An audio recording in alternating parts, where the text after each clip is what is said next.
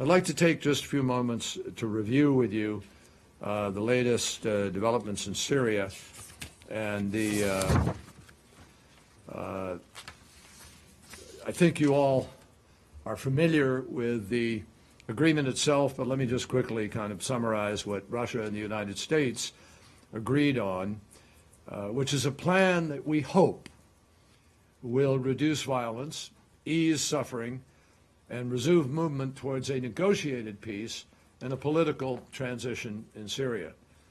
Now, the key elements of the plan, just so everybody is very clear about it, are first, the resumption of a nationwide cessation of hostilities that excludes only al-Qaeda affiliate al-Nusra and Daesh. Now, this renewed cessation of hostilities went into effect today, our time, not our time, but today, about noon our time, at sundown in Syria a few hours ago. And the earliest reports are that there's some reduction in violence, as well as a few reports of fighting here and there, though it is far too early to draw any definitive conclusions, and I am not drawing any definitive conclusions. I will say that there is a report that just crossed my desk from Reuters that the Syrian Observatory for Human Rights said that major conflict zones in Syria were calm after the ceasefire took effect at 7 p.m. on Monday. Their quote is, "Calm is prevailing." The director said, giving an early assessment. I repeat, early assessment. And there will undoubtedly be reports of a violation here or there, I'm confident, but that's the nature of the beginning of a ceasefire almost always. The second thing that we agreed on is that humanitarian assistance needs to begin to flow. Now, that can take a day or two or so.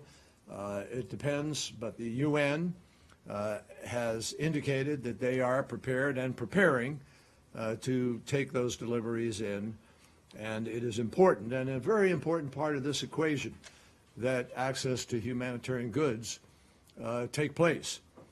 That includes all of the embattled neighborhoods of Aleppo over a period of time. Now, we spent a lot of the last few weeks developing very specific arrangements to enable the passage of aid to Aleppo through the two main access points, Costello Road and the Ramusa Gap. I don't think I have to spell out for you how urgent this assistance is. In some cases, literally the difference between life and death for tens of thousands of people. Third, we provided a provision that as long as there is a sustained period of reduced violence, and increased humanitarian access, and by that we mean 7 consecutive days, the United States and Russia will set up a joint implementation center to facilitate coordinated military action in response to the threat posed by al-Nusra and Daesh. Now, under that arrangement, as soon as U.S.-Russia strikes begin, then the Syrian regime will be prohibited from flying combat missions over areas in which the legitimate opposition is present, or al-Nusra present, as defined by the map that has been agreed upon between Russia and the United States with the regime's consent, according to Russia. Now, these areas have been clearly and jointly defined by our experts. What this would mean is it would take Syrian warplanes and their barrel bombs out of those skies and prevent the regime from doing what has done so often in the past, which is to bomb a civilian apartment or hospital and claim that in doing so they were really targeting al-Nusra. And I would hope that everyone who has deplored these kinds of attacks, and that should be everyone, period, is going to support the effort to bring these assaults to an end by virtue of providing for the calm and allowing these 7 days of reduced violence to take place. Now, I want to be clear.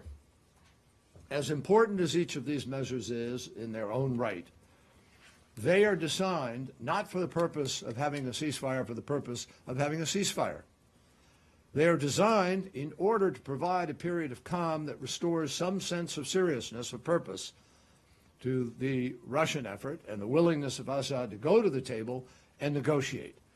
This is designed to bring people to the table in Geneva in order to get under the auspices of the UN and begin to negotiate a political transition and the restoration of a peaceful and united Syria. Now, this afternoon, I reiterate my call to all parties to observe the cessation of hostilities. This is an opportunity for Syria, an opportunity for all of the people who have been under siege. And it's an opportunity for a political, diplomatic process under the auspices of the United Nations to take the plan that Staffan de Mistura has developed and begin to work and see if it is possible, to have a diplomatic and political solution. I want to praise the opposition's courage in embarking on this arrangement and call on them to separate themselves from al-Nusra in those areas where intermingling has been a problem. And to everybody concerned, I emphasize that every element of this arrangement is based on the reciprocal actions that need to be taken, not simply the promises that have been made. Promises are one thing. It's the actions that will define whether or not this will be able to come together. If there is no compliance with the cessation of hostilities and no fulfillment of the principle of humanitarian access, then this arrangement, including the Joint Implementation Center, will not go forward.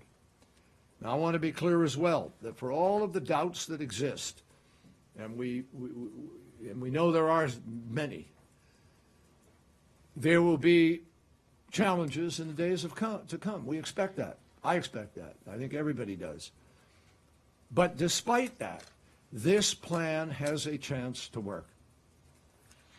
We know that Russia has stood up with the person of the Foreign Minister, Sergei Lavrov, and said that Assad has agreed to this plan.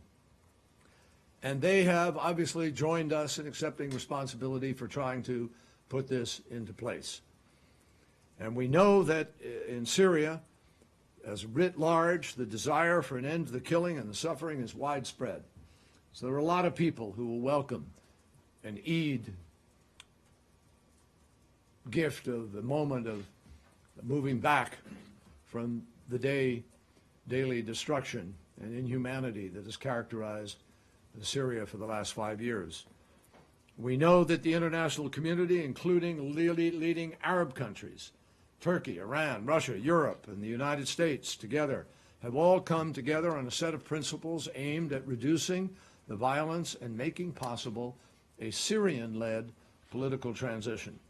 And we know that the cessation of hostilities that went into effect last February did provide a glimpse of what a better future could look like. People returned to the streets for a while, went to cafes. They were able to even demonstrate on occasion. And they were able to go to work and attend school without fear until people resorted back to the habits that we're trying to end. Over the weekend, I read a story that referred to the U.S.-Russia plan as, quote, flawed and full of caveats. And I have to say to all of you, sure, this is less than perfect. This is perhaps one of the most complicated places in the world. But let me ask you, flawed compared to what? Compared to nothing? Compared to daily violence that absolutely guarantees a future of even more violence and possible sectarian explosion in the region? What we have been seeing in Syria day after day, week after week, month after month is a lot worse than flawed. And it has been, it remains a profound human tragedy and a stain on the international community's ability to be able to bring people to a table to try to negotiate outcome for something where everybody knows there is no military solution. There's just escalation, if kinetic is the route people choose to go. Now, I've been in public life for more than 4 decades now, and I have never seen a more complicated or entangled political and military, sectarian, somewhat religiously overtoned issue than what exists in Syria today. There are a bunch of wars going on, a bunch of different tensions between people, and you can cite them, whether it's Kurd in Turkey or Kurd and Kurd or Sunni Shia or Assad versus or others versus Assad or countries that don't get along with each other in the region. This is a very toxic mix of interests and of agenda.